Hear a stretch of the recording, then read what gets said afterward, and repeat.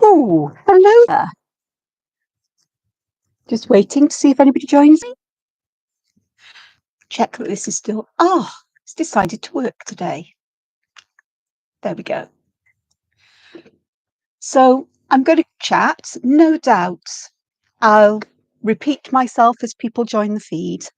But just like to say, it's Monday, the 2nd of September. I can't believe it's September. August seems to have flown by.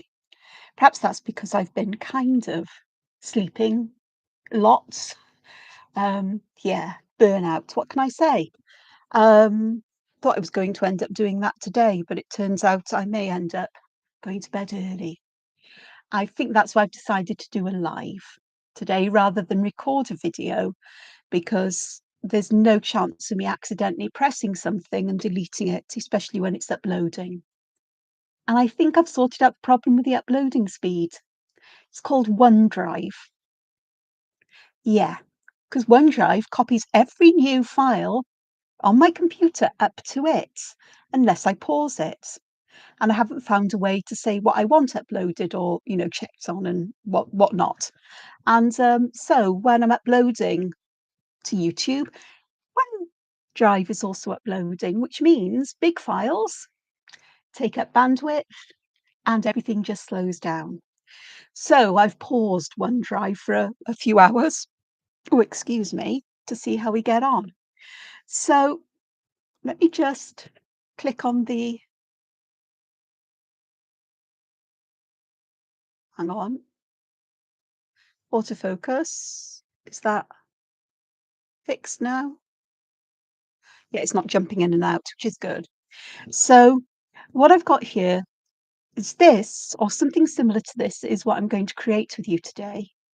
But what I thought I'd do at the beginning of the video is just show you some things I've been doing since I was last year. Yes, the autofocus, there we go. Hopefully I've turned it off. Yeah, I just caught movement out the corner of my eye. Paper, I haven't got a square piece. Oh, we'll use whatever. So these are some of the artworks that I've been doing lately. This one was done in a moment of, I don't know what, I think it was from, I thought I want to do that ammonite again that I did in my last video. So I did, but on a smaller scale, and then this grew. It's not something I would normally draw these days, and even Zentangle type patterns have come out in the arches. But I must say, I do like it in black and white. I like the real high contrast with just black, and even in some of these borders here. Don't know whether I'm going to add colour to it yet or not. It's just one of those things that I've done. Something else I've done was this. I was looking at mushrooms and fungi and groovy stuff like that yesterday, and I found this photograph somewhere of a like a branch or a log which had lichen and fungus. Well, these fungi weren't growing on there, but I decided to cobble them together, and I loved the shapes and the way that things just sort of like grow on lovely licheny mosses and so on. And of course, hi, Trevor. I'm all right today. I'm okay. I know I'm going to feel tired after this, but I'll be okay. I haven't got anything much to do tomorrow, which is good. How are you doing? So I'm just showing what I've been up to, as you can tell. So mushrooms are a theme, or lichens and other things. So that was something I drew. And yeah, I drew it in pen. It's a kind of sketch because I sketch in pens. And then this is something I've started work on because I spent some time today sketching seed pods of all kinds. I do take my time as much as I can, honest. I really do. But I don't want to, I don't want to keep people here for a couple of hours, and I might need to eat by then because I haven't eaten since breakfast, which was about 11 o'clock today. So I will be feeling hungry in a while. So that will dictate. So these are all seed pods, and I've just started adding shadow with an Inktense pencil. I'm using Payne's Grey. I really like Payne's Grey. I prefer it to the browns. So I'm going to stick with that one. I added colour first here and I made a real mess up of the colour, but it's fine because it's just a picture. It's just paper, a pen. I'm still learning to cope with colours and watercolours and goodness knows what. I've also been doing stuff in this little sketchbook. And I thought you might like to see what I've been up to. I think I showed this last time. This is a page of just some of my favourite shapes. And I've stuck extra ones in there because I ran out of space. But I think I showed this one, which is where I was using some of those shapes and doing variations. Started adding some colour and shading. I've used graphite pencil and a tortillon, which on here in the mushroom. I love the purple. There's actually an earthy green here, and this is burnt umber. I think it's no burnt ochre and the earth green and some Payne's grey, and it just did it there. I was wanting autumny colours, but I'm not going to get that. I'm just going to go with my instincts as to what should be right, because they may be seed pods, but who says they have to be all browns and everything? So yeah, I was just playing with shading and seeing how things look when you add just simple shadow to them. It's amazing how it brings it to life, brings things to life. And then this you've seen, and I have done extra bits of work with this. I've used some moonlight pens here, and what else did I do? Oh, I've used graphite shading around things, and I went back here and added some pen work. I mean, it's a work in progress. It will. Oh, this one I actually added a lot of moonlight pens. So I got the fluorescent ones, and they don't show up very well on the camera. Perhaps if I zoom in, because the zoomy zoom works today. You can just about make it out. It's quite subtle. There's very faint blue dots on here, pale blue, and there's pink in places, and I can't tell where they are. But I used sort of like a yellow green here. You can see that on there. It doesn't look yellow green to me, but honestly it is. But it looks a different colour on each one because obviously it mixes with the colour underneath. I say obviously, but it does. And so I found that quite interesting. Oh, and I used a pale grey here just to add some pattern behind those. Don't know whether I'll ever actually do that for real. This is a sketchbook, so I can try anything and everything out and see what happens. Okay, I'll zoom out again so you can see the whole of it. Oh, I'm glad you like the coloured in pages. I potch around because I can spend ages doing colouring them in, and I like drawing. I like creating new things, and colouring vexes me. This page and the next few, I started with a semicircle on this page and just drew variations on it to see what I could do. Some inspired by Zentangly things, no doubt. Some inspired by my love of um, Romanesque patterns and medieval patterns, and just to see what would happen. I've got tiny little ones along here because I thought, I'm going to limit myself to one page. And I came over here, started working on rectangles rather than squares, though it changed to squares by the time I got over here. See a few half, semicircles there. And then I went back and added them as I just, yeah, it is what it is. But lots of things just to see what would happen. Rectangles, I think, are not used often for creating patterns, not often enough. They're interesting as you get the chance to play around a lot more with um, sort of like pattern, but almost like asymmetry at the same time. Oh, two more pages full. So squares, more rectangles, then trapezoids, trapeziums here and here and here. And some of them end up looking a bit like razor blades that you put in an old-fashioned razor. But that's fine. It was fun. It was interesting. And some hexagons down here. So what am I going to do with these? I don't know. But it was all I could manage to do while I've been exhausted for a few days. Oh, and then there's two pages full of circles. As half a circle. Let's do a full circle. Again, I'm sure that these have been covered. Some of these are Zentangly things, or in, because the patterns are stuffed in my memory hoard of things. Some may not be, some may be my own, some just may be, let's see what happens if. And there's another page here now where I started on triangles. Do you like a triangle as well? And of course, they're fun to do tall and thin or short and wide, you know, equilaterals. And of course, you've got right angles as well, and you've got those weird ones that aren't anything. Okay, seed pods. This is what I've drawn today, in amongst and some other things. It's my first page of seed pods. I've got another couple. I love seed pods. It's autumn. My mind goes to such things because hopefully I'll find the oomph to get out and go and have a walk where there are living things other than me and spiders and the odd fly in my house. There's probably other things I can't see, but I don't mind about that. Um, oh, jackdaws. They're having their fly time around before they roost for the night. Um, Drawn all of these in pen. Didn't use pencil for any of them. It's a sketchbook. They're a bit rough. Actually, I started up here with started off with me looking at circles and changing up how I did circles rather than creating symmetrical patterns and things. Was what can I do here? So things that are like seed pods or the bottoms of mushrooms turned out. Things that are familiar and some that are I've never done that or that.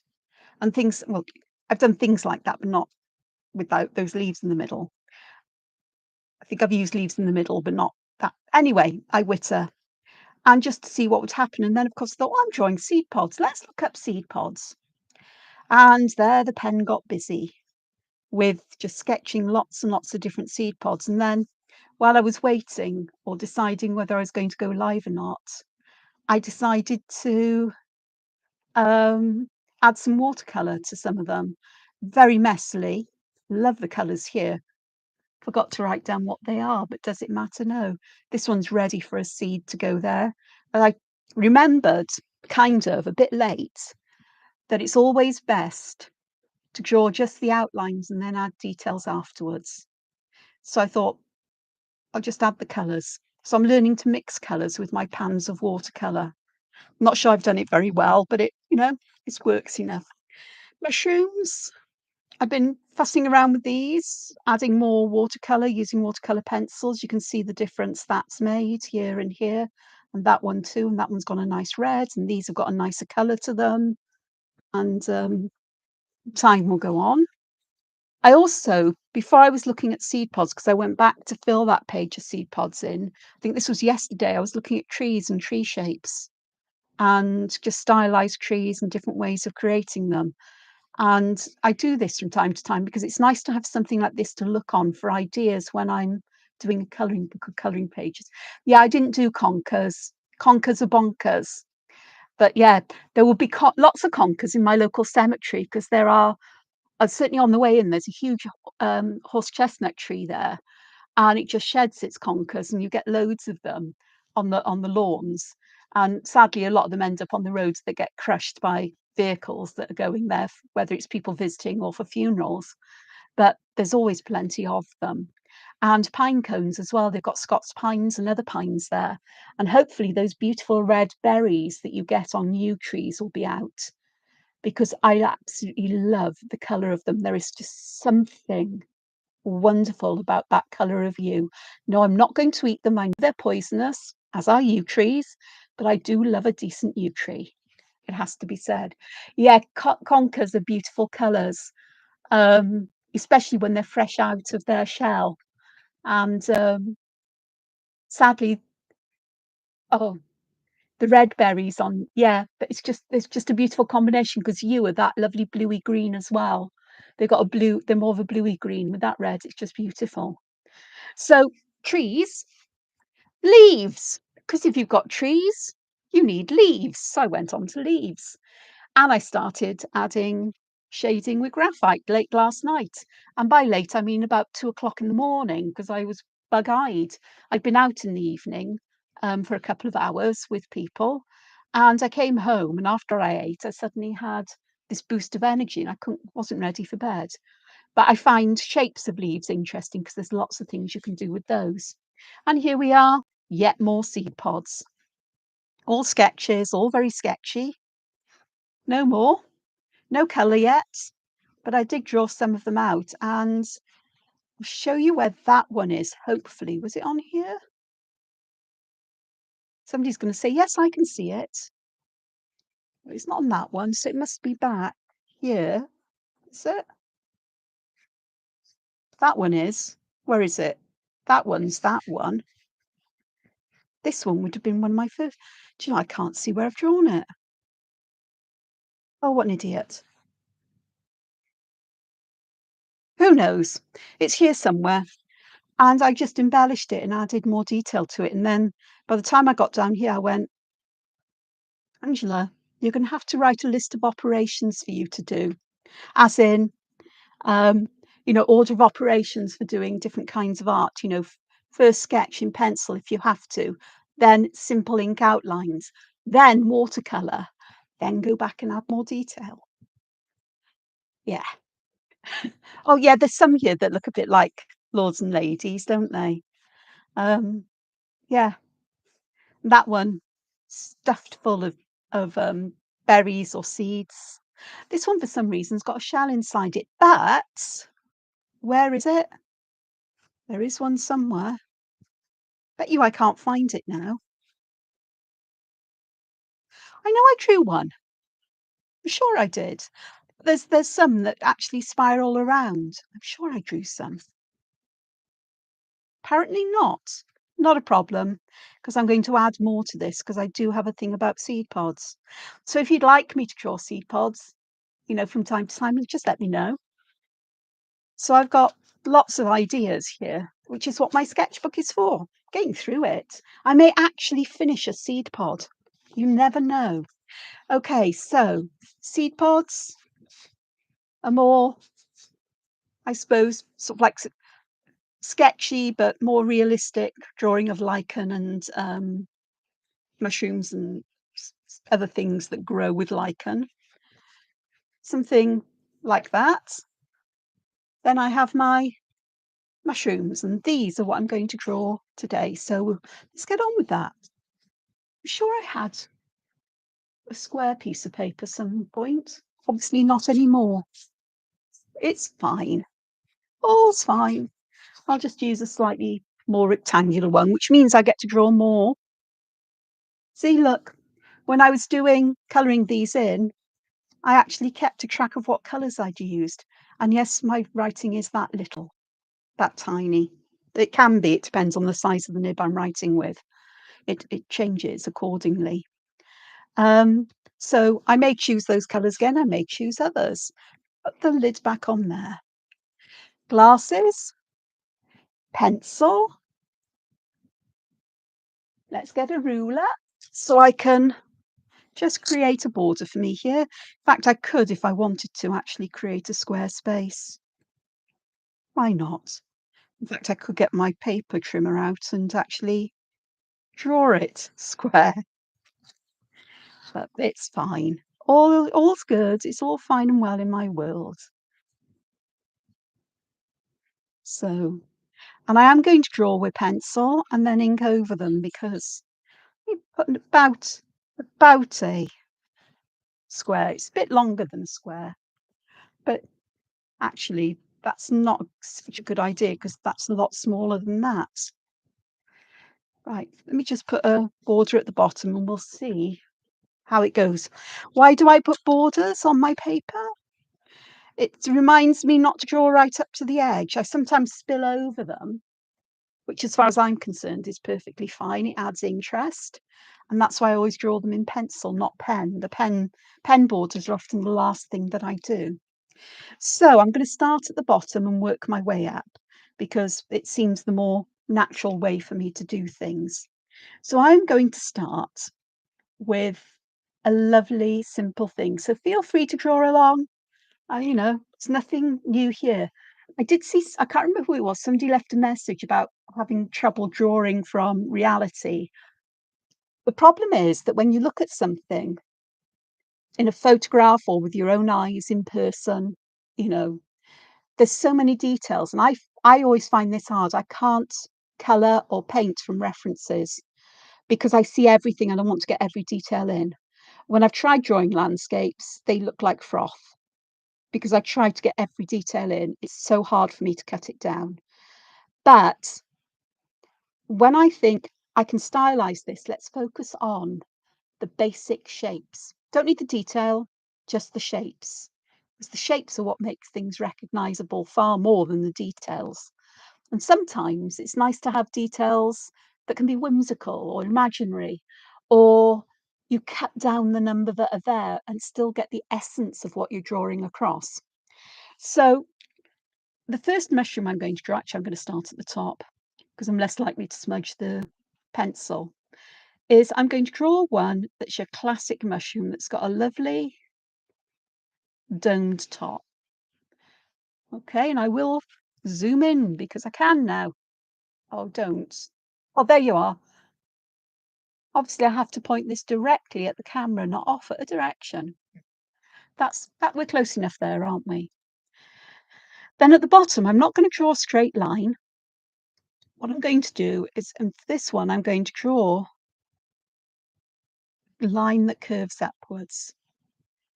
And I am going to just leave it like that for a moment. Then underneath, I'm going to draw another curved line, like so, because this is going to be the gills underneath the cap of the mushroom. And then somewhere around here, I'm going to put a little frowny face. Oh, look, could turn into a frowny character. And I'm actually going to draw in my stem, just like a tree trunk.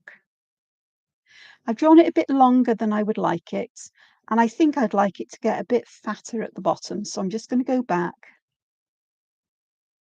and add some roundness, rounded out flares that round out and down. And then I've got a nice dumpy end to it. I'm not drawing any more detail than this. I will ink in afterwards. Next to it, I'm going to draw another mushroom. And I'm going to do one that is different, a bit more, well, I say a bit more complicated. Let's do it in the other direction. So instead of having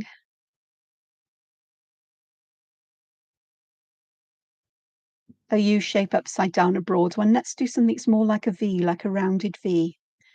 And then instead of a curve at the top, either down or up, I'm going to put a wavy line there. And at the bottom, I'm just going to extend this to become its stem. It looks a bit like a wine glass now. Yeah, sorry if I was off the screen, I forget. Okay. And I think I might like a smaller one next door to it. Oh, I'm not so keen on having things overlapping, but I think in this case it'll be okay. And what I'm going to do here with the stem is I'm going to join it to the other. So when I come back to ink this in, I'm just going to take some of that pencil away just to remind me that I don't need to join that in, and perhaps I'll put another one on the other side. Oh, it's got a different frilly top. It's still the same mushroom, but I'm going to join it there as well. And perhaps here I can just give it a bigger foot at the bottom because it looks a bit spindly that way. And I will change the top of this mushroom because it looks a bit weird with those kinds of. I'm drawing a sea shroom, and let's just round that around as well, there and there. So that's an interesting one. I have got some space here, but I'm not going to fill my space up.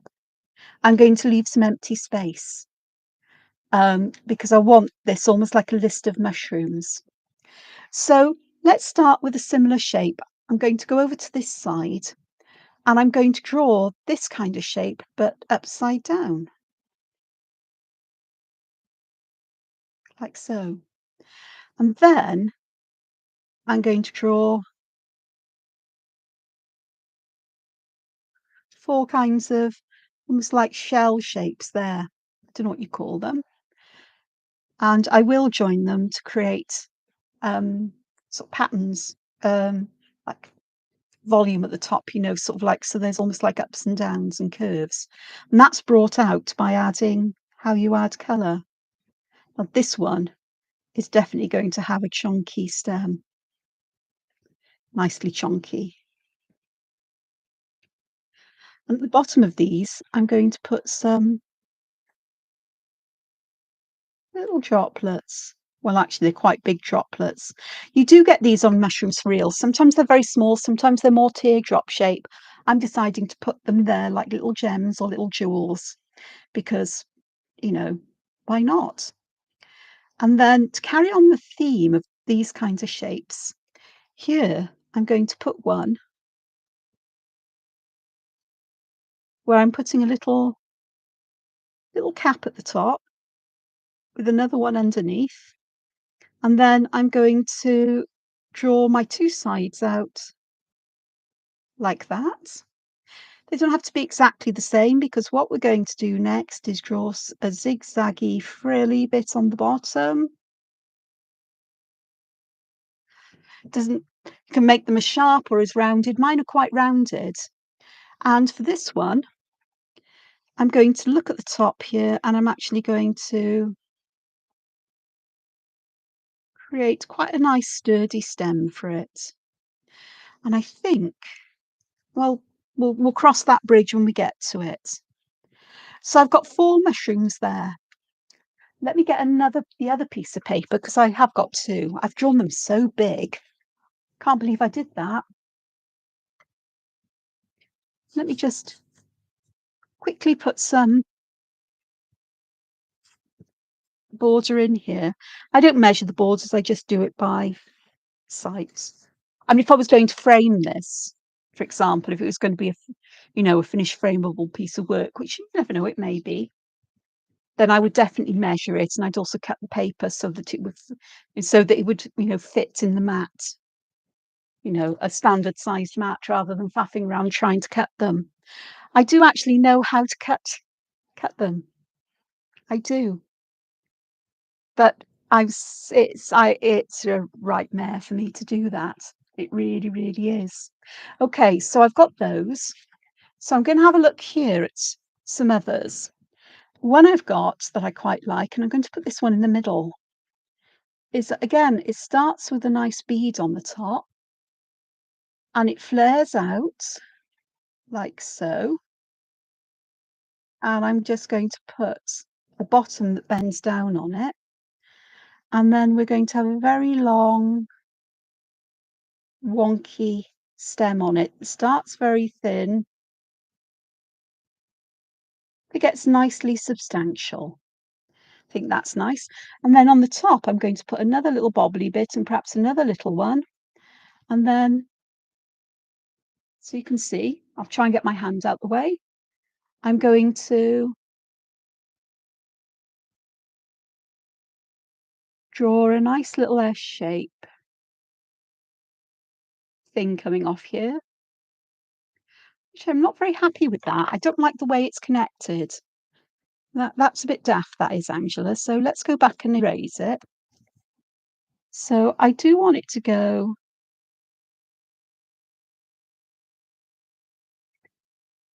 this kind of way. This is the beauty of using pencil first. That looks a bit better. And then at the end here, I'm going to put a little bead, and then I'm going to put a kind of, oh, it looks like a scorpion tail, but you get the idea, hopefully. Okay, so wobbly bottom, scorpion tail. Of course, you can choose what you do with these. Now, around this, I do have some others I'd like to put here. The next one, I'm going to actually draw 3 U shapes, getting a little bit smaller each time. And at the top, I'm just going to draw, for now, a dip in it. just like that. And then I'm going to put it's like a little hill inside it. It's almost like the the head of the mushroom cap is folded up outwards, so we'll see all the gills on the outside, but we're getting a view through here of what the top of the cap would look like. And this is where the fun begins, because I'm now going to draw in the stem here, but I'm going to draw this side of the stem down to where I want it to join the other side of this stem. Down here, and then back up to this one. Oh, missed it. Just erase that. Up towards there. And then from this side down and around to make a proper base for it.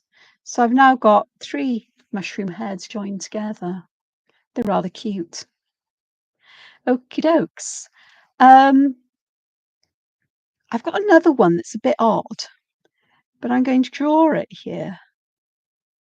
The one that I've got here is a little bit extreme, but I've drawn this with starting a little, dipping down a little bit, up, down, dip down, around, and then joining it with almost like a frog mouth, frog shoe, not a toadstool, frog stool. And then what I'm going to do here is I'm just going to add this in like that. And it's a bit wonky, so I'll just adjust that with my pencil. I can raise these lines afterwards. But what I want to do here is I want to give myself the cap going around the back of the stem. So I've just drawn a line dipping downwards. The stem goes up inside the cap, and we've got that there.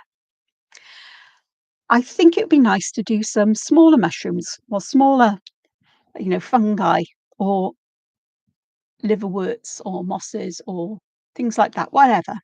Slime molds. No, they're not slime molds, but little ones that we can use.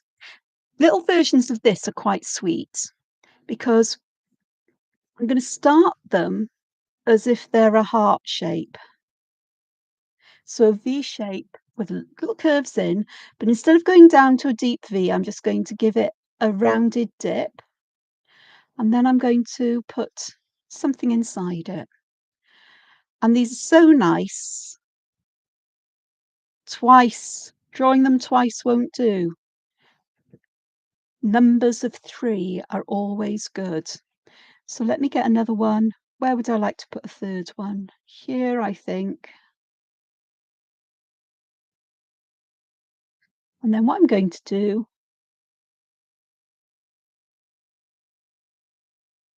I'm going to put something there. It could be a rock, it could be something else, and we'll just have them growing out of that. So I'm going to have simple stems. The size I've drawn them here, I could make them double, but I think I quite like them just as very simple. Then got 2 more that I've drawn on this list. One lot. Start with a little oval.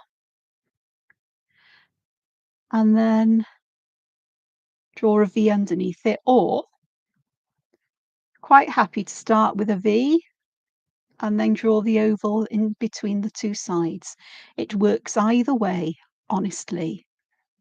I'm going to put my oval in first, just to make sure I've got this positioned where I would like it. Now I've got 2 directly underneath each other. This is going to be interesting. Possibly. What I'm going to do is I'm going to make that one bend around. Perhaps this can all live on a pebble. So I'm just putting a pebble under there. And the last ones are really sweet. Well, I think they are. The question is, where am I going to pop them? I should have drawn that further up so I had a bit more space somewhere, but perhaps or further down. I'll do them up here because they're not very big. They are oval in shape. Again, I'm going to do a cluster of 3. Perhaps I can pop one behind the others for a bit of difference. And again, I'm going to have something here.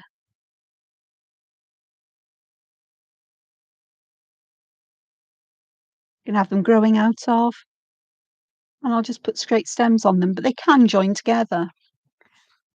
So those are the basic shapes of the mushrooms that I've drawn here. This one is a variation on that. Oops, let me zoom out.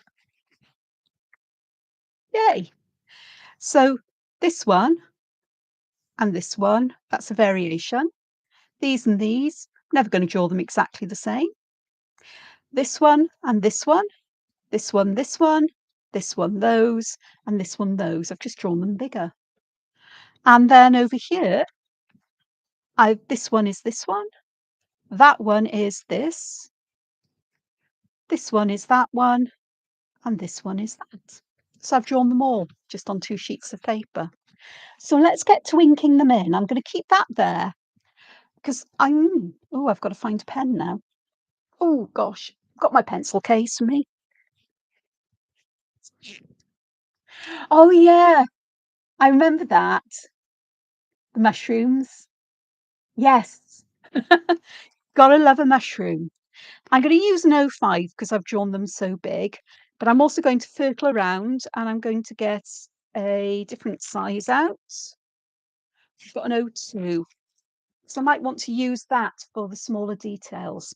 My eraser's still here, and of course I'm going to fill some patterns in on these because they're drawn so big, then I'll be able to add some of the patterns to them. But let's get the outlines in first.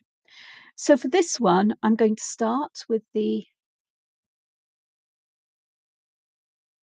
try and draw them in the same order I did, but feel free to do as you wish. And of course, when you ink in on top of the pencil, you've got a chance to alter things. Rather than draw this shape at the bottom first, I'm actually going to draw my stem in here. It looks a bit peculiar, doesn't it? The moment. But what I do want to do is I want to put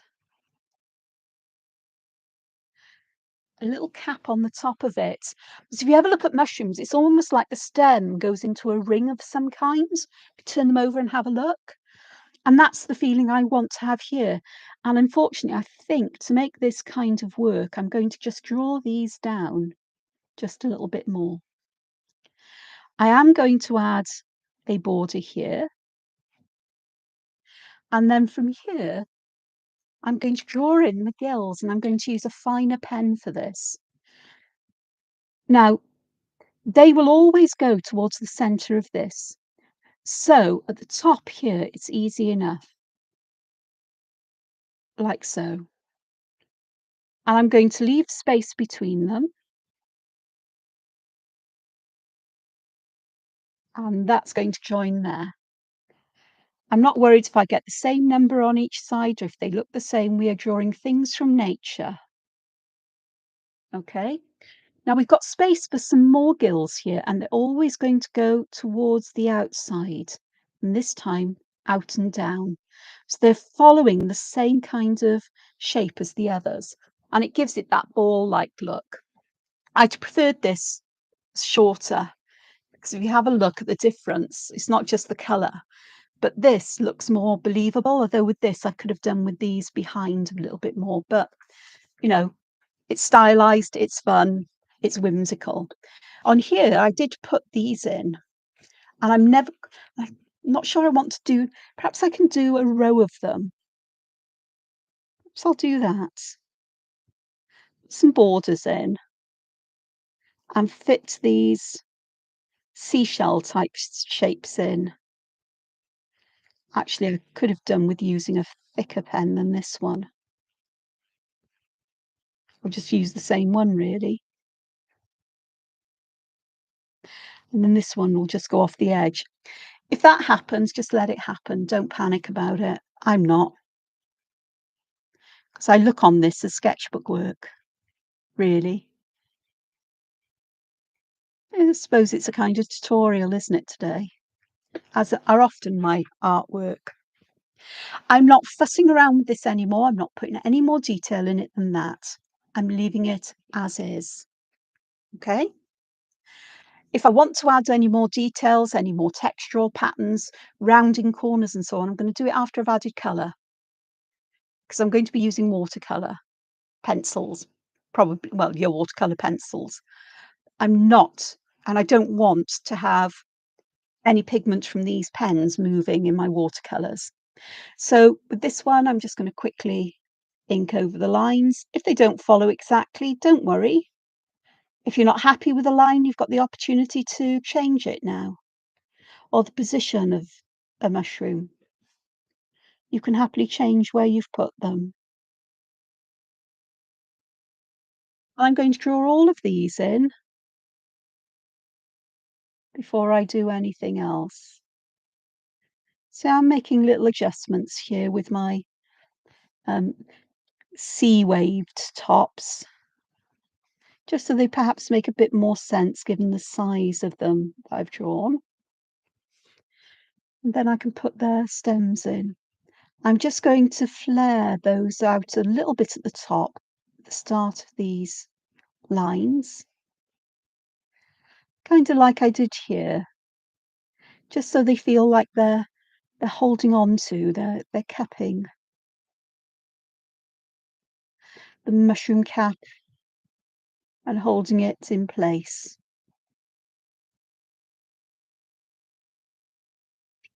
I always find it useful to start rather than in the middle of a corner or, a bend in the line, try and start somewhere shape. My line's gone a bit wonky here. Am I worried? Not at all. What? Oh, this. Yeah, I can see what you mean. Bart Simpson's hair, indeed. Yeah. No, I'm not putting a face on it. Nope, it's not going to happen. So I am going to put borders on the top. But I don't think I fancy stripes for this one. I think instead I'm going to put some spots here, all different sizes. Now, if I'd been wise, I could have drawn these first so that I can have some that were sticking out of the edge, but they're stylized, so this will do. And I could put some sticking as if they're behind, but it's fine. Now it looks like a glass of bubbly champagne.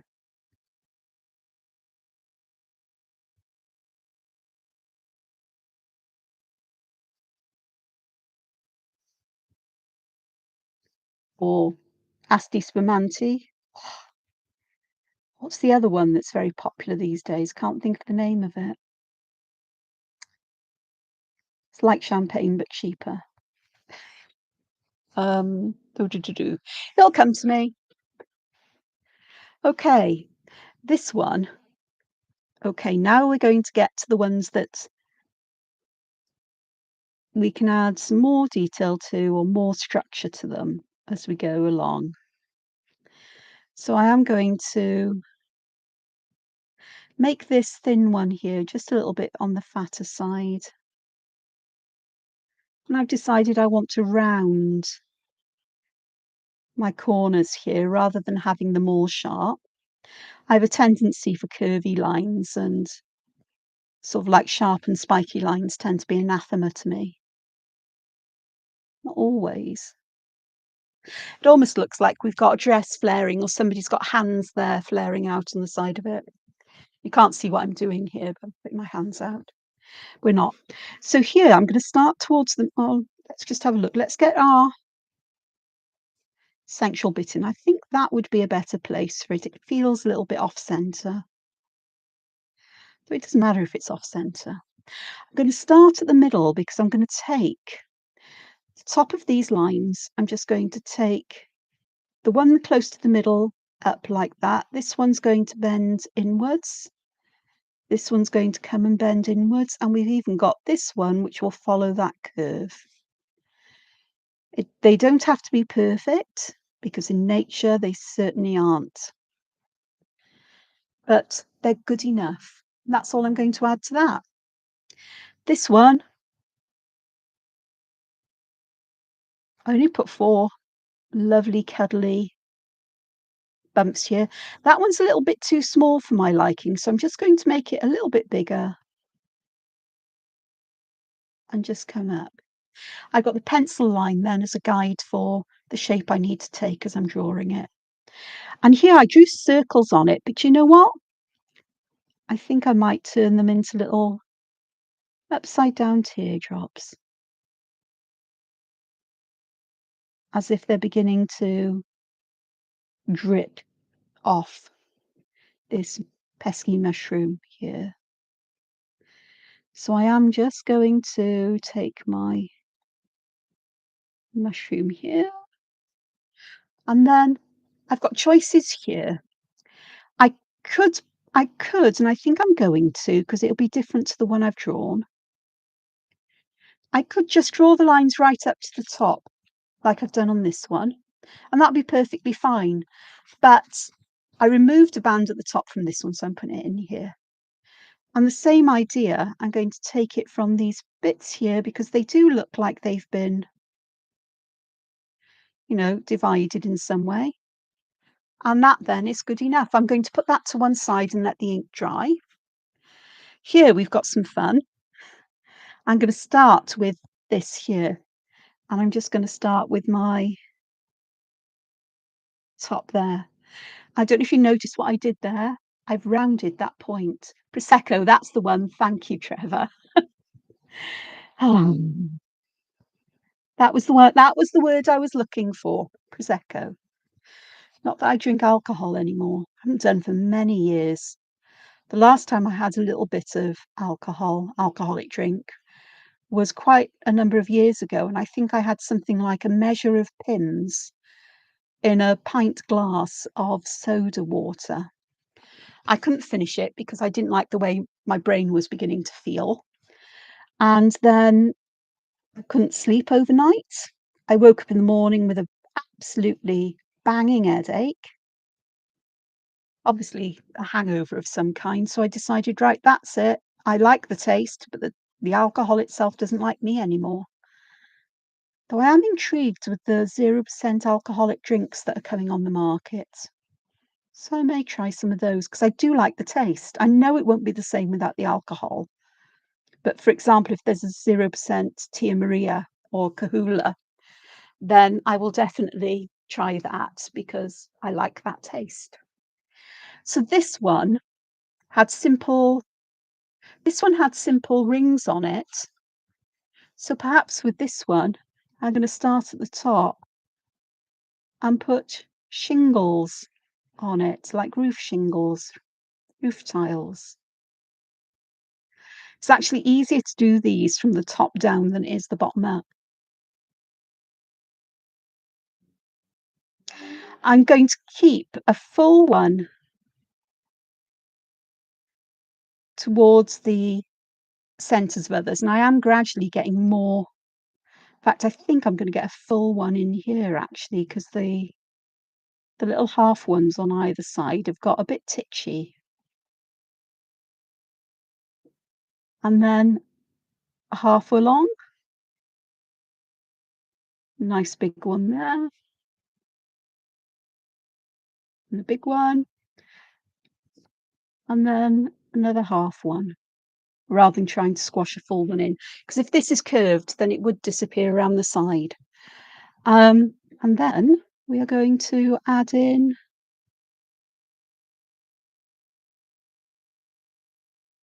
now there is no way I am going to add colour to all of these in this video stream. It's a live stream.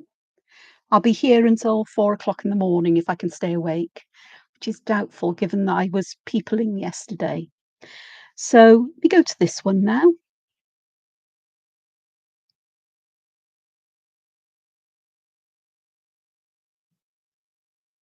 Oh, what did I do there? I've just straightened that out a bit.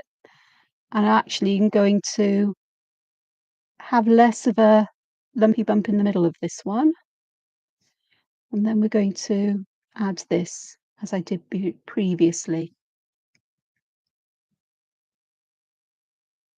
This one, I've done circles. We've got gills, we've got half moons and things. We've got spots. How about we've got stripes? Yeah, yeah.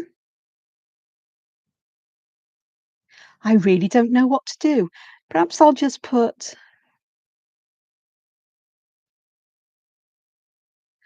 rounded rectangles in instead. Different sizes, different shapes, but I'm making them go in the way they would move if this was a if it was three-dimensional. Gives it that feeling. That'll work. My drawing skills today are dreadful. But as I've said, this is a sketchbook. It doesn't have to be perfect. Yeah, I know it's a piece of paper and it's not my sketchbook. It doesn't matter. It's going to end up in my sketchbook like all the other bits and bobs are. I'm going to stick them in some way. My stomach is telling me I'm hungry, which is surprising. But I've got something quick I can cook later. It's not a problem. Okie dokes, let's go. Now, I don't like this straight edge here, so I'm going to do the same as I did on the other side and just flare it out a bit. And I'm flaring these out just that little bit more where they connect to the caps.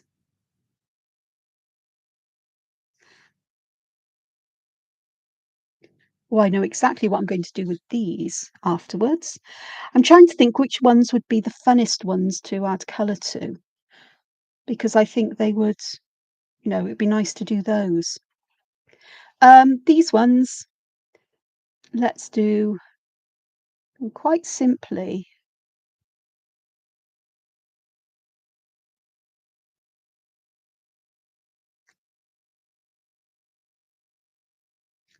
And if the shapes aren't the same size, it doesn't matter because we now know the shapes we're going to draw. And of course, you can become imaginative and choose any shapes you'd like. I'm becoming imaginative here because I am giving these double doodads, stems, like that.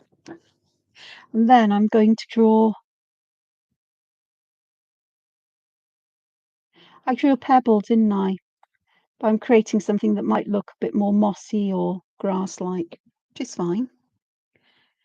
Okay, what do I want to do with these? I think I would like them to have a border at the top. And the fun thing here is we can put the border in the inside as well, just by drawing that. So you can imagine this goes around and it's visible inside. So that'll be fun. And I also think that what I'm going to do here with these, no, I'm not going to do it with those. I'm going to leave those as they are. Do something with these. Go back to these a moment. Because with these, I want to put some gills on. And I am going to put a little edge at the top of each of these. She says as she started drawing one in and thought, no, I don't want it going to the bare edge there. And yet I said I was going to not add anything until I've added colour. But I might want to add different colours to these because I've segmented this undercap into pieces. And by drawing the one in the middle first, it means I'll have an odd number, oh, excuse me, heck, of sections, which means that I can really do nice striping. I don't have, I'll have balance. Okie dokes. So let me get this in.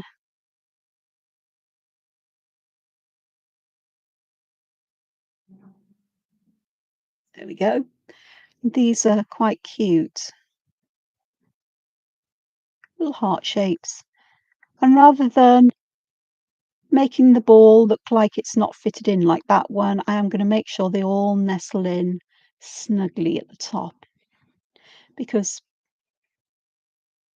well, they're being hugged, aren't they? They're being loved by the whatever it is at the bottom. And here we go with the last one. So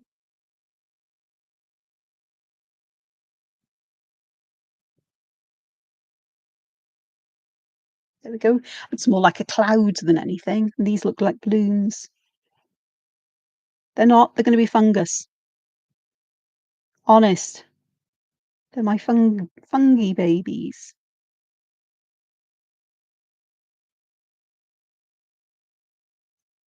There we go.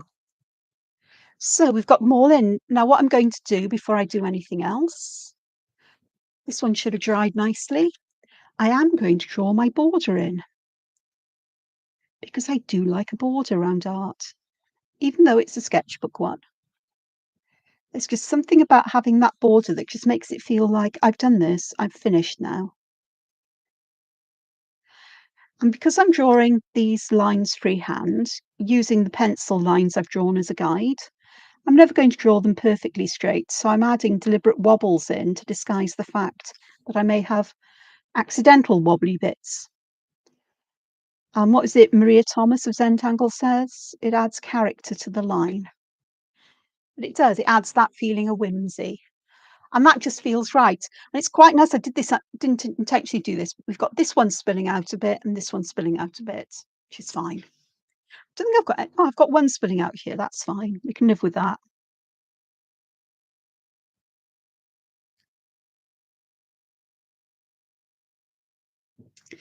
There we go. And then along here.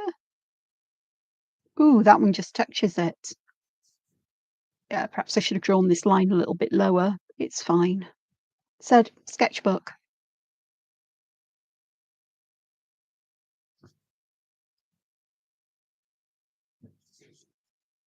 And over here,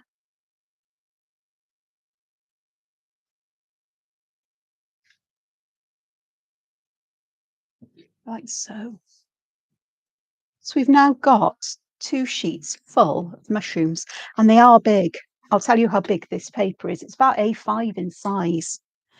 So I haven't done a bad job of getting them about the same size either, the rectangles. So they are both papers the same size. They're 8 inches tall, which is 20.5 centimeters. And in width, it's just a little bit over 5.5 inches wide, and it's 14 points. It's nearly 14.5 centimeters. Don't ask me what those numbers were again. I don't know. So they're fairly sizable. So let's get rid of my pencil lines before I start adding colour. Once you start adding, if you're going to use watercolours, or actually any media, the pencil lines can't, it's not a good idea to try to erase the pencil lines afterwards. I know from experience that if you use alcohol markers, they practically lock the graphite pencil in. So what you leave there, you can't get rid of. So you either have to be willing to leave it there or just erase it. The other reason for me wanting to erase the pencil lines is that it will pick up any extra pigment that's left on the surface of the paper. So it's less likely for the watercolours to bleed as I add, of the inks to bleed, or those pigments to be picked up and moved as I add watercolour. Because yes, that can happen. You know, you either leave them to dry for a day or two, or do you get yourself an eraser and just go over them like I am? Because some of the some of the pigments settle in, but um, not all of them. The disadvantage of this is it does make the lines a slightly lighter, but mostly you wouldn't notice, just slightly. But there we go. So, which ones shall I do as I tidy up my desk-ish? Okay. I know what I'm going to do first. Oh, see, I'm desperate to do this one. Oh, they're also nice. That's the problem. I've got an Inktense pencil here, and this one is Payne's Grey. Inktense, when it's wet, it's just like watercolor or like ink. When it's dry, you can use them just like coloring pencils, but as soon as they become wet, they turn into a kind of ink, which you can move around. But as soon as it dries, it's permanent on the paper. And I find these are brilliant if I'm using watercolor to add an underpainting of shadows, to put where I want the darkest areas. And it also gives me that idea of it starts to bring these to life. Instead of them being very flat, almost childish illustrations, you start to get some dimension to them. And we can think about how we add that. So I'm going to start with this one because this one is going to be a problem. Now, I can either pick this up directly from the tip with my water brush, or what I'm going to do is I'm actually going to put this on the paper because I've got large enough areas to fill in with colour that I'm not too worried that I might have too little or too much colour on here. It's always best to go with a small amount to begin with because you can't take this away. If you add too much watercolour, you can reactivate it and if you're quick enough and pick it up. So I've gone round the whole of this. I'm also going to put some here because I think there would be a shadow where these all come together. In fact, I know there will, because normally there'd be a lot more gill lines, and because there'll be lots and lots and lots of ink coming together here, this will look like it dips under. At the moment, it looks like it's a ball with something stuck on it at an odd angle. But as soon as we start adding this shadow, we'll see the difference. I want to add shading at the ends of these lines, both ends, because I want this to look quite rounded. And the way we get roundedness is to add shadow on either side.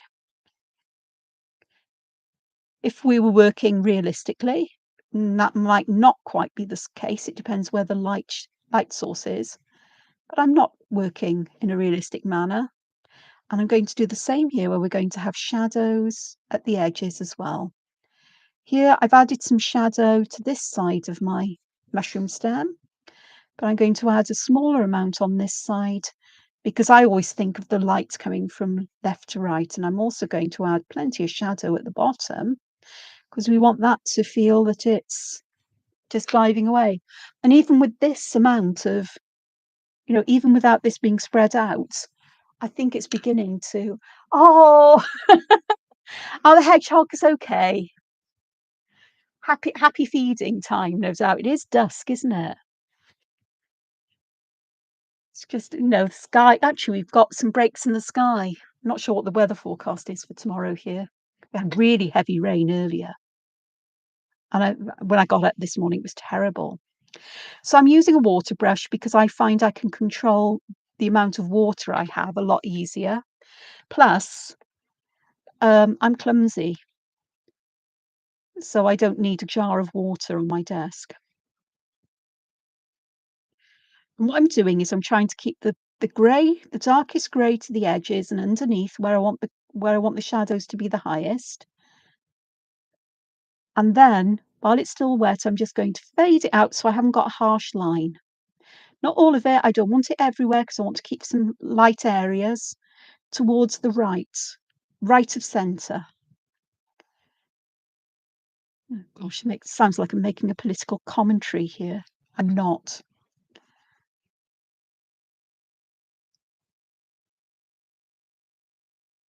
I'm arting. And I do art for joy, well, for contentment, for pleasure, for relaxation, as well as, it's part of my business.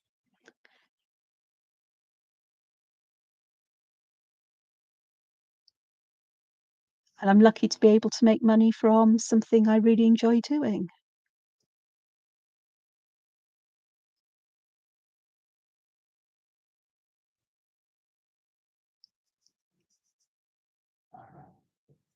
And the fact that so many of you enjoy drawing along with me or listening to my videos on so many reasons people give me for coming back.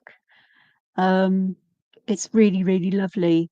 And that actually brings me some contentment as well, knowing that people are enjoying this, following along, taking the plunge into drawing, you know, and using the advice I give as they wish, because I'm no expert on all of these things. In fact, watercolor vexes me totally. It really, really does. But, I'll make mistakes. I'll share my mistakes and say, oh, perhaps, or perhaps the mistakes are the right way to go. And, Yes, people will tell me, "No, you should really do it this way." Part of me thinks there is no one correct way to use media. I think the way that you use it is part of your own innate style, part of your artistic voice, as they say. And I'm here for working thinking, "Darn, I really need to get this to do some digital art for colouring." To digital, where I draw the designs and add colour digitally, which actually makes me very happy 'cause, if I make a mistake in choosing colours or mixing colours or whatever, it's easy enough to undo it. Whereas here I have to live with it. Digital is actually fun. So I'm trying to get this here. I do think I want a little bit more. I don't want to get this wet, the tip, but I do want a bit more, oops, here. So I do want to have a bit more shading down there and a bit here, like so, because I really want that to feel like it's in shadow. Still looks like a balloon. Hey ho. Error on my drawing part. It's fine though. Perhaps in a world there are, worlds in a galaxy far, far away, there may be mushrooms that look like this, or perhaps other things. Who knows? People build houses or buildings or skyscrapers like this because, well, why not? You can see where I'm leaving white there to leave some shadow. So I'll do one more because I've been here over an hour. Let's do this one. So underneath here, left and bottom. So left here. I find if I don't go right up to the line, I'm less likely to make a mess of it. So left, left, left with the shadows like so, but also to the side. If I keep that little distance, then I know perhaps I'll need a little bit there.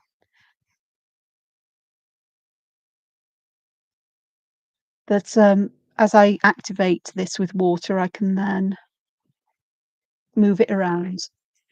And as I've said, less is better because if you find out you haven't added enough, you can always add more. Can't take it away with Inktense. I don't use my Inktense pencils nearly often enough these days, but got to try and leave some lighter areas because that's where the light would reflect.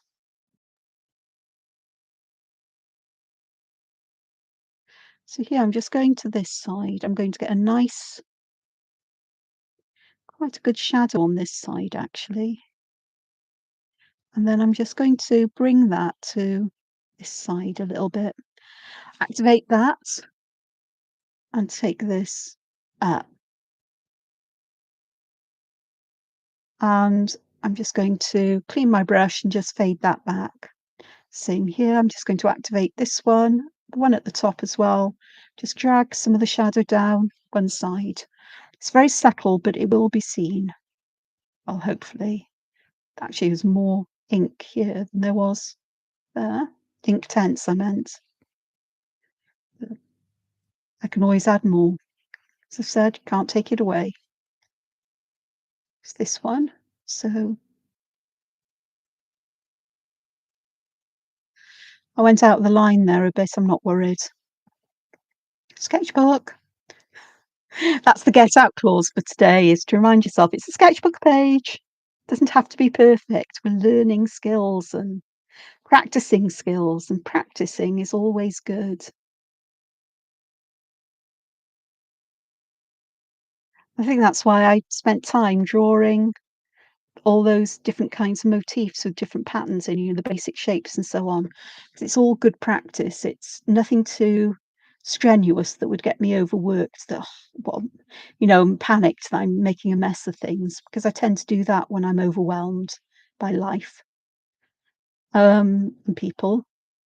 But And sometimes that's all you just need to do. It's just for rest and relaxation, and it's just being creative, but without any pressure. What happens if? So that actually isn't too bad. I could do with adding some shadow on these ones, but I'll let it dry before I do that. Okay, I'm going to leave the others because the ideas are pretty much the same. And I did want to come and do some of these. Let me do this one. The little ones are going to be fun. Just to the left and the bottom, because I just think we'll have enough there. And I'm going to put some shadow underneath this one there, because there would be shadow there where this one lies over.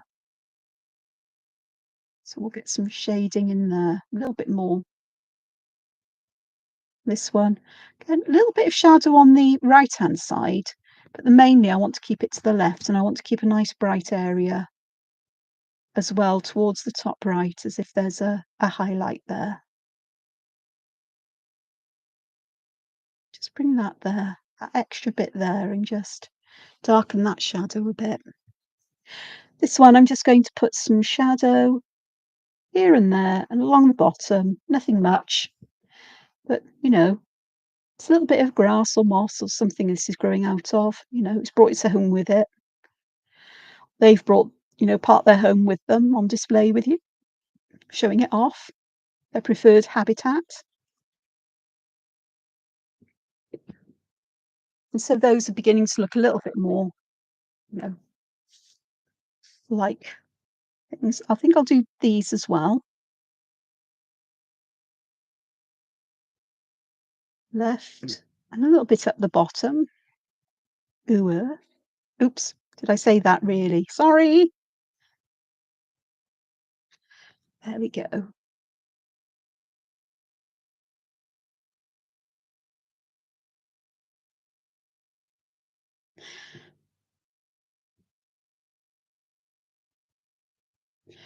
Go. And I just need to wipe that a little bit. These will be fine now.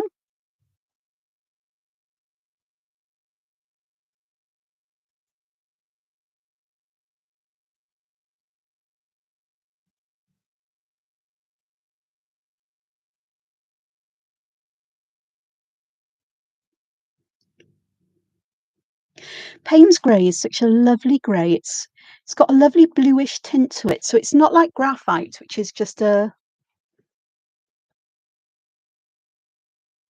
reading what you've said about the hedgehogs, Trevor. Oh no. Oh, as long as the others get some food, that's the important thing. You know, I'm sure they'll have enough, but there's always one bully, isn't there? Okay, just a couple of things. How do I deal with spots, or how are we going to deal with those? First thing though is this, and again, it's the rule left and bottom. And I'm going to do that exactly. In fact, I could envisage this as being like a lantern light, some light in here, which means I wouldn't need necessarily to do this, but it would help then to have the light itself glowing really brightly, but still having that kind of texture to it. So this I would do the same with shadow to the left, the bottom, and all the way around in this case. Perhaps a bit more on the left. And then with these, I'm going to put shadow inside them so they look like holes. And to do that, I'm going to put this to the right, top and right, the opposite way to how I've been adding shadow. And it will make them appear sunken in. And you may notice that already, just with that. Here I'm going to put shading there. And under here, we're going to have a good amount because, it's in shadow there. I desperately want to put cute faces on this one, or cute face. I have to behave, possibly. So,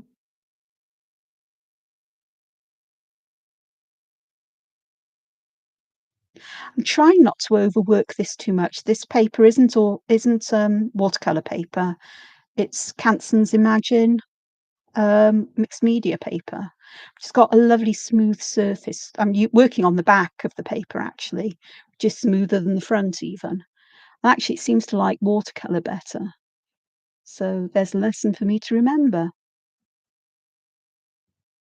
I can get smoother finishes on here, and it doesn't seem to pill like the other side does.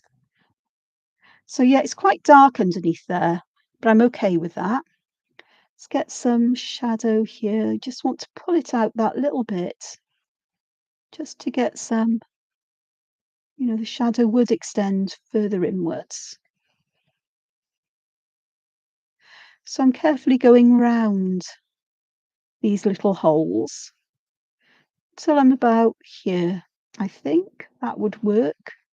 Perhaps there, because I'm trying to imagine kind of circular area that there isn't any shadow. So here seems to be kind of okay. And then all I need to do is to go back and just activate the rest. And we're going to get that there.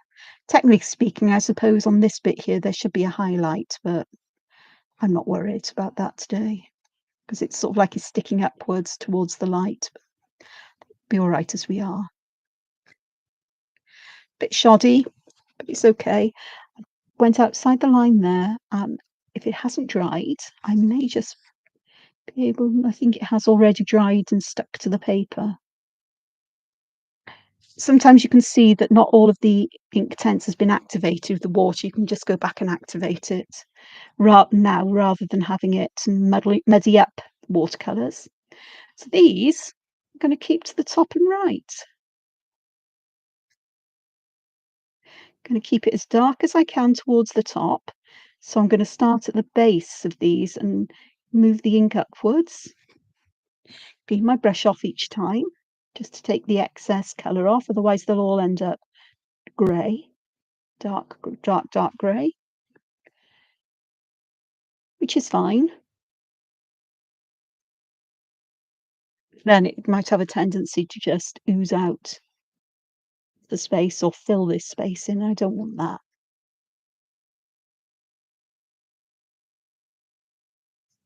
So that gives us dots on the, or the instead of spots that stick out, we've now got holes that go inwards. And yes, there are mushrooms that do have holy textures. Not religiously holy, just holy. Okay, and then for these, I'll quickly show you these. I'm not going to do all around, but with these, I want them sticking out. So I'm going to put the shading around the bottom half. I'm not going to do the rest of the shading because it's pretty much the same as everything else, the same kind of ideas. And this one, and then I'll just activate a couple with water so you can see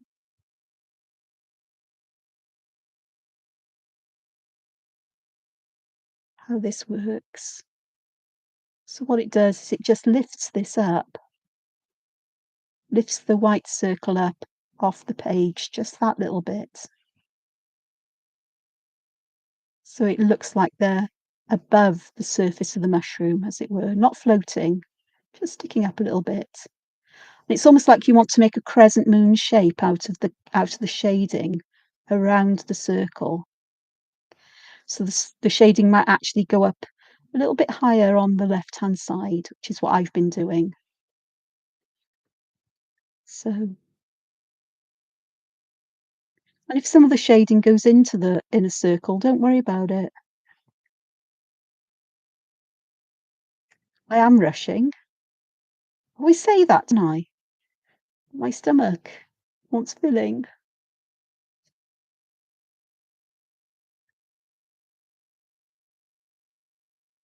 A little bit of Inktense goes a very long way. And if the circles butt up against each other here, the shadows do, just let them. Yeah. And if I bring the other one back over, hopefully you can see the difference. I mean, this will stand out a bit more if I put shading in as well. But you can see that, and you can see the difference the shading has made. It's actually darkened all of these So which one shall I add colour to? Oh, I'm going to do this one. I'm not happy with that. It's there. What colour shall I do? Ooh, now there's a question. I've got a pot full of beautiful colours. Which one's that one? That's mauve. Have I got Delft blue here? No, it's Industry blue. That's indigo, I think. Yeah, dark indigo, no less. That's not it. That's definitely not it. I've got a lovely blue here, bluey violet here. Yeah, I've gone all the way round. So bet you I can't find, this is the problem when I'm looking here. When I want a particular colour, I can never find it. It sort of pops out when you least expect it. That's mauve. That's blue violet. It's that one. Ah, no. Yes, Delft blue. Delft blue is a lovely violet colour. So I'm going to have a violet mushroom today because I can.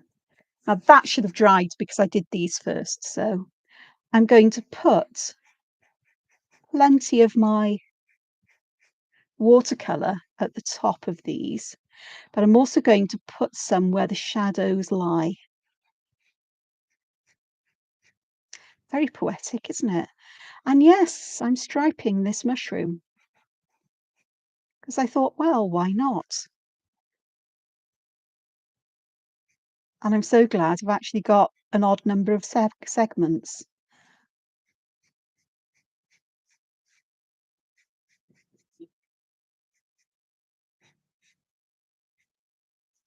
There we go. And then, which one do I don't want either of those purple. I know what colour I'm likely to use.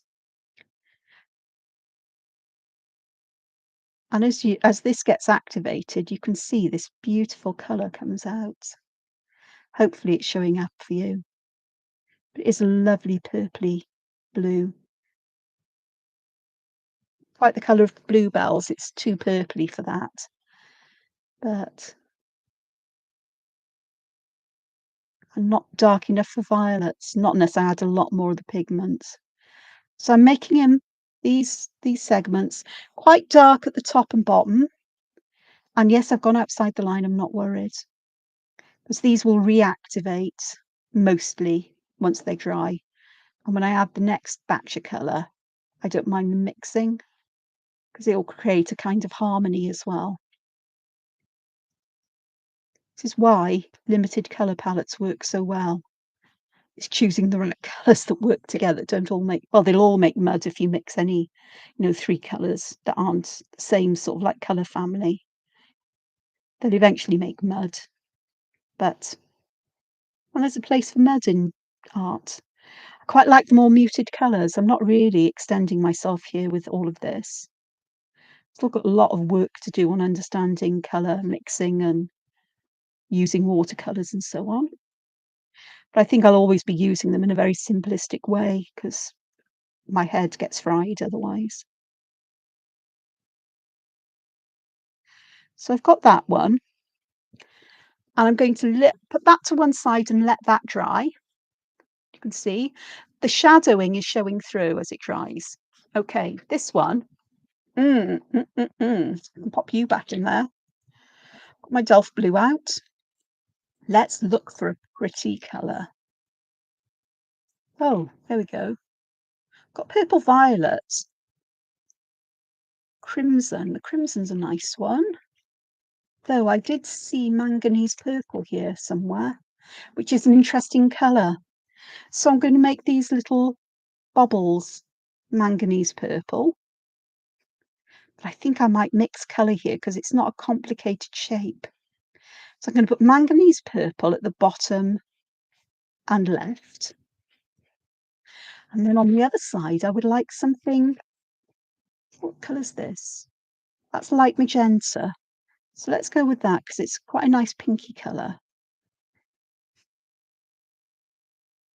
Don't know how it's going to work, but we shall see.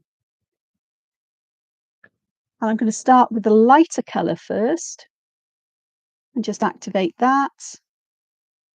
And then I'm going to go into the darker colour and let the two blend into each other. Here's me bragging up my ability to control water out of these pens, and it's just not playing ball with me. So just let me get some of the water out of my brush on some tissue. Always have some kitchen towel or a rag of some kind to wipe your brushes off on if you're working with watercolor or any other, liquid medium that needs brushes and water or whatever.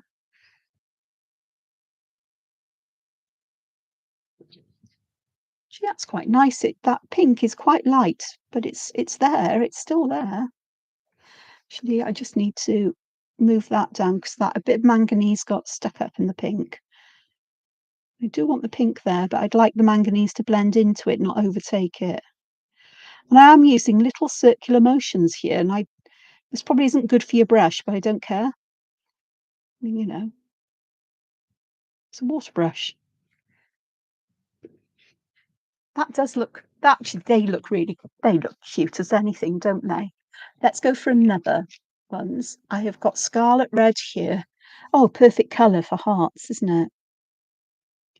So let's put that to the bottom and left.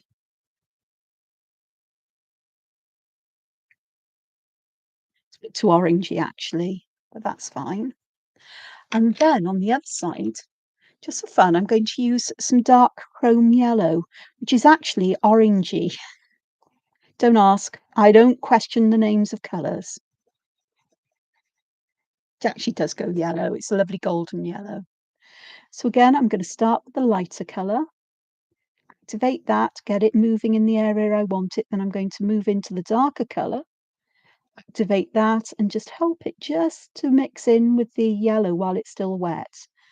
And hopefully we'll get some nice mixing going on, and we won't get a harsh border between the two. Well, that is my plan, my aim. You do have to work quite quickly because these will dry quite quickly on this paper that isn't watercolor paper. And because I'm not wetting it, soaking the paper, I do just need to do something here just to preserve the yellow and also allow those colors to mix a little. And here, oh, I've got plenty yellow down on this one.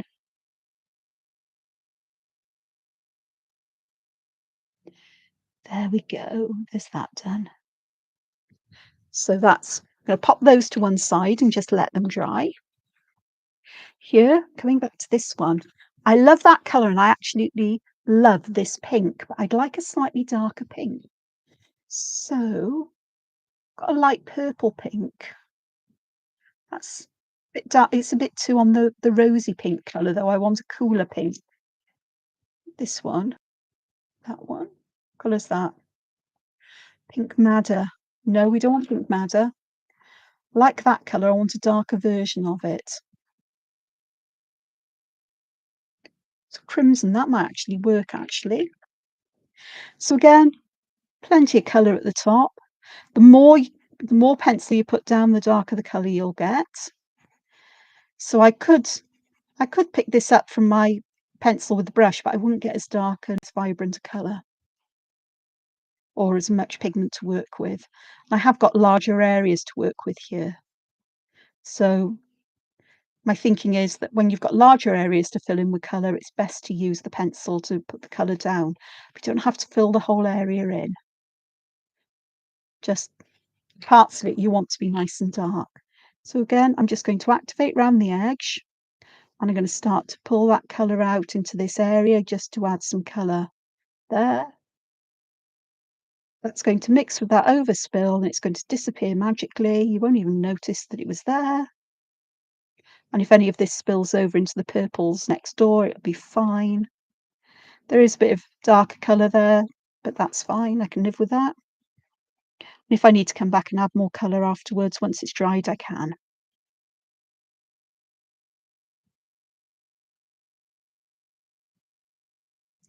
There we go. It's preserved a highlighted area. Here, not so much, but that's okay. It's still wet, so I can just use my brush to sweep some of the colour to where I want it to be darker and preserve that highlight. Not as important here because really it would be in the shadow. This one, I'm just going to move all the way up, activate the whole colour area, and then just bring a little bit of colour down that side where there would be quite a strong highlight because that would be closer to the light source if there was one. 'Cause so we've got that going on. So you can see that the difference that's made and that underpainting to bringing out the colour, the nice colour that's here. Okay, um, I want to do the top, but I've got to find a particular colour I'm looking for. That one. Getting to know what they are. This one's green gold, and it's a lovely golden shade that should work nicely on here. I say should because I'm going to also use some of this lovely warm yellow with it. And it looks not a nice colour when it's dry, but that green gold when it gets wet, it really does go a lovely oldie worldy, aged gold kind of colour, I think anyway. So let me just get that lovely bright yellow going, mix it with that green gold. I've got a really gross looking cat. But I actually like those kinds of colours together. I'm going to let that dry for a moment because I've got a little bit of stuff to do on this one. These little blobs at the top, what colour would I like them? I'm going to choose a complementary colour. I've got helio turquoise here, which is a blue-green. I like complementary colours together because they make each other pop. Though I may need to add some more red here. You can see how much these colours um, lighten as they dry. That's okay. You can always go back and add more. Taking it away is always an issue, but adding more, not so much. Gosh, it's pitch black outside now. They actually look really good, and I think I need to add some green to the bottom. Oh, I'll use Hooker's green here. And perhaps a bit of, have a look. I've got earth green yellow here, which is a yellowish green. Green gold is a bit more like iron porites than pure gold, to be honest. Iron porites is known as fool's gold because to fools it can look like real gold, but it has that different colour. It's more harsh. Oh, have I missed you, Anne? I hope you have a good evening, and it's been lovely having you here with us. Thank you for joining. Okay, so that one, and I think this one, gotta have the greeny yellow. Gotta have greeny yellow to go with the purpley colours because it's just perfect. You'll give them a bit of ground to grow on, haven't you?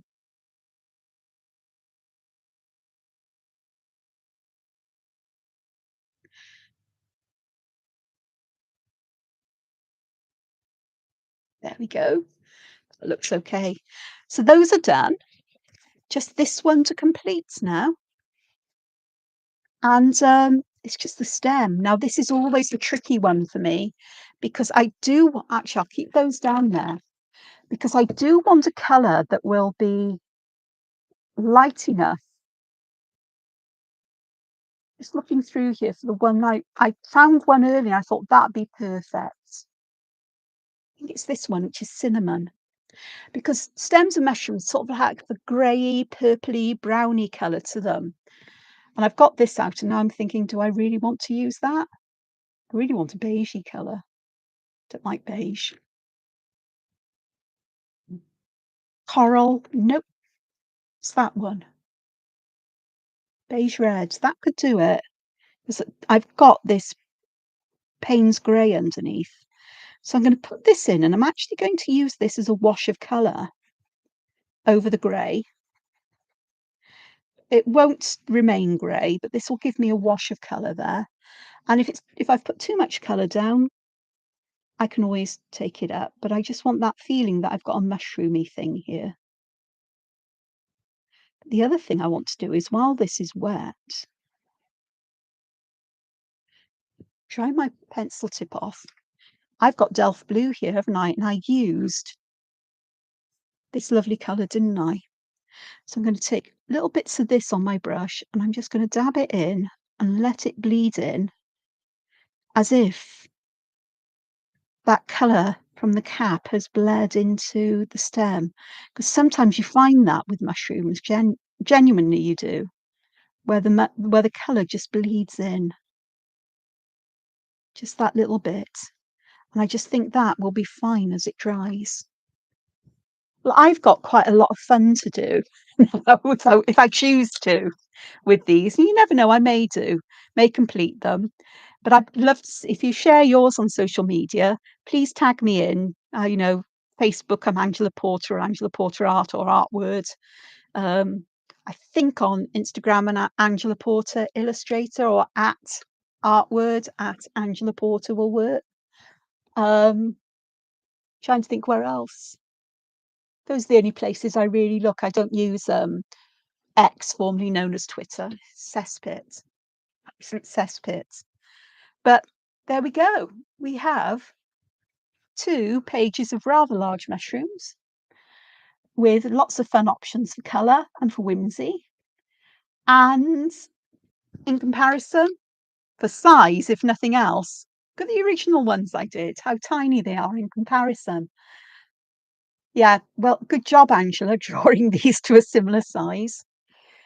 But it is what it is, and perhaps I instinctively drew them bigger so you'd be able to see them clearer. So I hope you've enjoyed this. I hope you will have a go at drawing mushrooms. I'll hope that you will remember, break things down into the simple shapes before you draw them. If you want to draw from a reference image of any kind, don't get bogged down in the details. Look for the basic shapes they're made out of and start there. And if you're using them for something of whimsy or fantasy or fun, then all you need to do is then add your own details in whatever style you wish, as many or as little as you like. I find it's best to keep it minimal to a degree, because otherwise everything gets lost in the craziness. Now that's unusual for me to say because I'm known for my intricate, extremely detail-filled drawings. But for things like this, when it's stylized, when it's whimsical, when it's fun, I think that sometimes less is more.